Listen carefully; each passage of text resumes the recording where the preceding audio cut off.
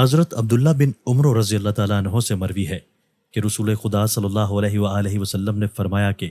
چار باتیں اور خصلتیں ایسی ہیں کہ اگر وہ تم کو نصیب ہو جائیں تو پھر دنیا اور اس کی نعمتوں کے فوت ہو جانے اور ہاتھ نہ آنے میں کوئی مذائقہ اور کوئی گھاٹا نہیں۔ امانت کی حفاظت، باتوں میں سچائی، حسن اخلاق اور کھانے میں احتیاط اور پرہیزگاری۔ تشریح: آگے امانت کے بیان میں انشاءاللہ تفصیل سے بیان کیا جائے گا کہ نبوت کی زبان اور دین کی اصطلاح میں امانت بہت وسیع معنی میں استعمال ہوتا ہے۔ اللہ کے اور اسی طرح بندے کے ہر حق کی ادائیگی اور ہر عہد کی پابندی امانت کے وسیع مفہوم میں داخل ہے۔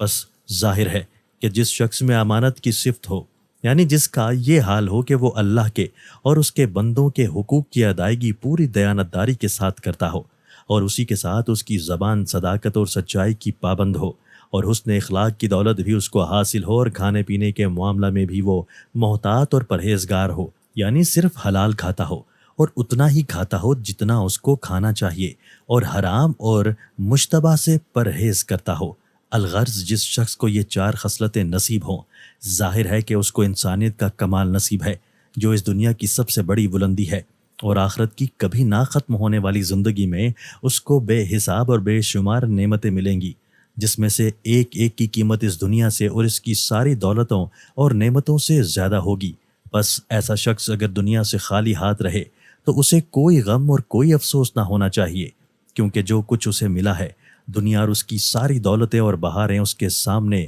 ہیچ ہیں۔